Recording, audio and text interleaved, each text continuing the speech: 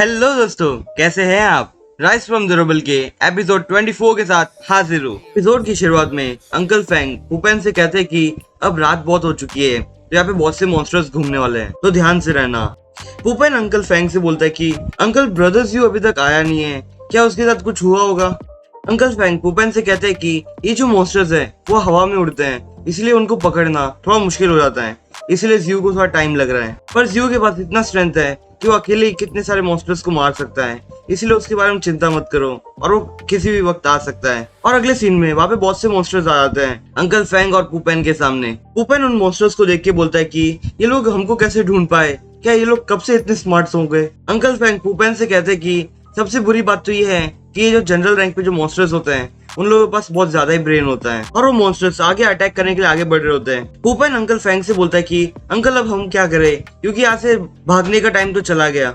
Uncle Fang कहते हैं कि हम लोग फिलहाल सिर्फ इन्हें डिफेंड करते हैं और जब तक जियो आए तब तक वेट करते हैं। और वो मॉन्स्टर्स उन लोगों के ऊपर अटैक करने के लिए जंप करते हैं और वो लोग अपने शील्ड से उन्हें रोक रहे होते हैं। और अंकल फैंग अपने हाथों से भी कुछ मॉन्स्टर्स को मार रहे होते हैं और पुपेन अपने वेपन से मार रहा होता है। और उसी वक्त कोई तेजी से आता है और सीधा उन मॉन्स्टर्स को मारने लग जाता है। अंकल फैंग बोलते हैं कि क्या जियो वापस आ गया, और जियो उन लोगों के साथ खड़ा हो जाता है और पुपेन जियो से कहता है कि फाइनली तुम वापस आ गए ब्रदर।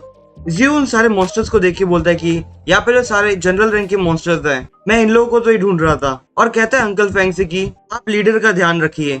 और पुपेन जियो से कहता है कि ब्रदर मैं आपकी हेल्प करूं क्या, और अंकल फैंग मना कर देते हैं और कहते हैं कि जियो को अकेले हैंडल करने दो, क्योंकि मुझे लगता है कि इसकी जो एबिलिटी है वो एक ही दिन में और इंक्रीज हो गई। और अंकल फैंग कहते हैं कि इसका जो ऑरा निकल रहा है वो बिल्कुल मेरे लीडर की जैसा ही है। और दोस्तों एक्चुअल में जियो ने जिन जिन मॉन्स्टर को मारा था वो अपने आप को रिकवर कर लेते हैं और वो लोग एकदम स्ट्रॉन्ग भी हो चुके होते हैं इस बार तो। और अंकल फैंग बोलते हैं कि पक्का ही जियो अकेला ही बैटल कर पाएगा इन मॉन्स्टर्स के साथ। जियो कहता है कि इसके अंदर से जो ऑरा आ रहा है, मतलब ये जो मॉन्स्टर्स है उन लोगों के जो अंदर से ऑरा आ रहा है वो एकदम स्ट्रॉन्ग नहीं लग रहा, क्योंकि मैं एकदम स्ट्रॉन्ग बन चुका हूँ, मतलब लेवल अप हो चुका हूँ। और जियो कहता है कि अब मैं इन सारे मॉन्स्टर्स को मार सकता हूँ। और जियो आगे बढ़ता है अटैक करने के लिए और कहता है कि चलो चेक करके देखते हैं कि मैं इन सबको मार सकता हूँ या नहीं। और जियो अपने एक ही स्लैश में सबको मार रहा होता है और उसे बहुत से एट्रीब्यूट पॉइंट्स भी मिल रहे होते हैं। पुपेन एकदम हैरानी से बोलता है कि ब्रदर जियो एकदम आसानी से ये जो डी रैंक के जो मॉन्स्टर्स हैं उन्हें मार पा रहे हैं। मुझे लगता है कि जो इनकी कॉम्बैट एबिलिटी है वो एकदम इंक्रीज हो चुकी है। और अंकल फैंग भी हैरान होते हैं और कहते हैं कि तुम शायद सही कह रहे हो, या फिर ब्रदर जियो पहले से इतना स्ट्रॉन्ग था और इसने अपनी एबिलिटी कभी किसी को दिखाई नहीं। और जियो उन मॉन्स्टर्स को मारते हुए कहता है कि ये मॉन्स्टर्स तो कितने इजीली मर रहे हैं मेरे से। और जियो अपना अटैक एक मॉन्स्टर की तरफ बढ़ाता है और कहता है कि चलो देखते हैं कि मैं कितना स्ट्रॉन्ग हुआ हूँ। जियो अपनी स्वॉर्ड से अटैक कर रहा होता है और वो वुल्फ अपने पंजे से अटैक करने वाला होता है, और वो जो वुल्फ होता है उसके हाथ में बहुत ज्यादा ही प्रेशर होता है। जियो हल्का सा पीछे जाता है और कहता है कि ये जो मॉन्स्टर है उसकी जो स्ट्रेंथ है वो कुछ ज्यादा इंक्रीज हो चुकी है। और वो मॉन्स्टर एकदम तेजी से आगे बढ़ता है और जियो को काटने वाला होता है एक्चुअल में, पर जियो नोटिस कर लेता है और वहां से दूर हट जाता है अपने स्किल को एक्टिवेट करके। पुपेन एकदम हैरानी से बोलता है कि अब मुझे ब्रदर जियो की रियल पावर्स दिख रही है। और अंकल फैंग बोलते हैं कि यहाँ पे क्या चल रहा है, जियो अकेले ही एक जनरल रैंक के मॉन्स्टर के साथ लड़ रहा है, इसकी स्ट्रेंथ कितनी स्ट्रॉन्ग है यार। जियो अपने स्वॉर्ड से उस मॉन्स्टर के ऊपर अटैक करता है पर कोई फर्क नहीं पड़ता, उल्टा उसके प्रेशर के कारण वो ही पीछे खिसक जाता है। और जियो अपने मन में कहता है कि भले मैं मेरी सारी स्किल इस मॉन्स्टर के ऊपर यूज कर लूं, वो एकदम बेकार हो जाएगी, क्योंकि ये मॉन्स्टर मेरे से भी ज्यादा स्ट्रॉन्ग हो चुका है। पर जियो कहता है कि मेरे पास एक और स्किल है, और वो मॉन्स्टर जियो के ऊपर अटैक करने के लिए आगे बढ़ता है और जियो छलांग मार के वो वही रोप निकाल लेता है जो ब्रदर टू स्नेक से मिली थी। एक्चुअली मैं थोड़ा उल्टा बोल दिया, ट्विन स्नेक से मिली थी।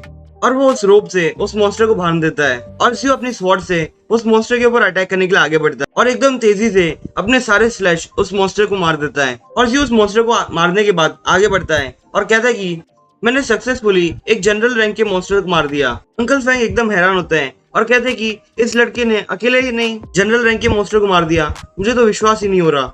और जियो ने जैसे ही उस मॉन्स्टर्स को मार दिया होता है वैसे ही वहाँ पे जितने और भी मॉन्स्टर्स थे वो दूर भाग जाते हैं।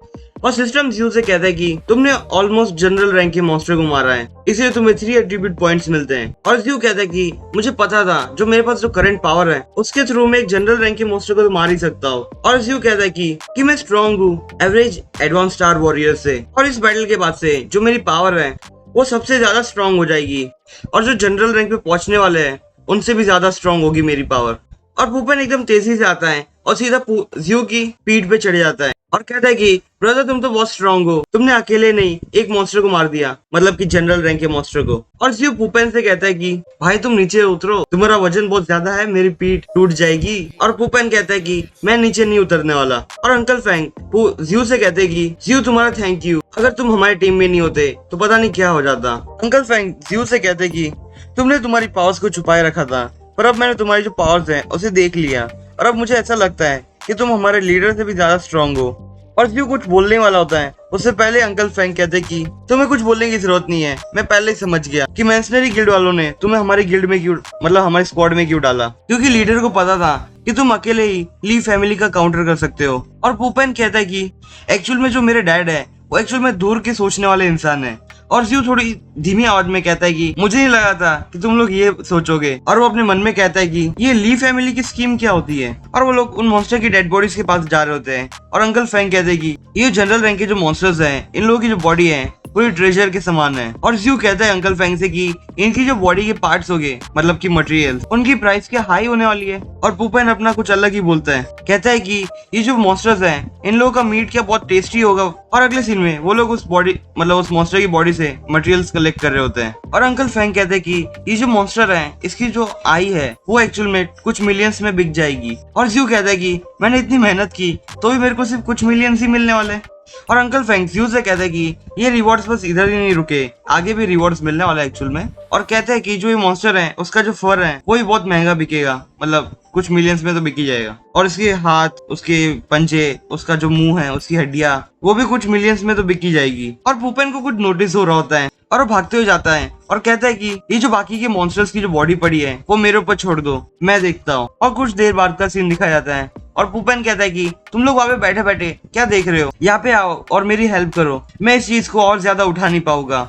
और जियो पुपेन से कहता है कि तुमने तो हमें बोला था कि मैं अकेले ही इन बॉडीज को देख लूंगा। और पुपेन उन लोगों को कहता है कि देखो मैं क्या लाया हूँ। और एक्चुअल में उसके हाथ में 2 मॉन्स्टर कोर होते हैं, वो भी डी रैंक के। और जियो कहता है कि हम कितने लकी है, नॉर्मली अगर हम 100 मॉन्स्टर्स को मारेंगे तो सिर्फ हमें एक ही कोर मिलता है, पर हम कितने लकी है कि हमें 2-2 कोर मिल गए। और पुपेन हंसते हुए कहता है कि ये जो कोर्स है एक्चुअल में फ्यू मिलियंस में तो बिकी जाएगी, और आज पूरे दिन में हमने 1 बिलियन कमाए। और जियो भी हंसते हुए कहता है कि हम लोग हमारे छोटे से गोल तक तो पहुंच ही गए। अंकल फैंग कहते हैं कि हमारे जो लीडर हैं वो अभी बेहोश पड़े हुए हैं, हम लोग कुछ देर आराम करने के बाद निकलते हैं यहाँ से। और पुपेन एकदम गुस्से में होता है और कहता है कि जैसे लीडर जग जाएगी और वो जनरल रैंक पे पहुंच जाएगी तो हम लोग ली फैमिली को नहीं छोड़ने वाले। और जियो एकदम गुस्से में आता है और कहता है कि ली फैमिली तुम बहुत जल्द प्रॉब्लम में आने वाले हो। और अगले सीन में हमें एक जगह दिखाई जाती है जहाँ पे 2 लोग पेड़ के ऊपर चढ़े हुए होते हैं और हमें पता चलता है कि एक्चुअल में 2 दिन बीत चुके हैं और वो एक्चुअल में जियो की डेड बॉडी ढूंढ रहे होते हैं कि वो लोग मर चुके हैं या नहीं। और वो लोग कहते हैं कि ये जियो की बॉडी क्यों नहीं मिली,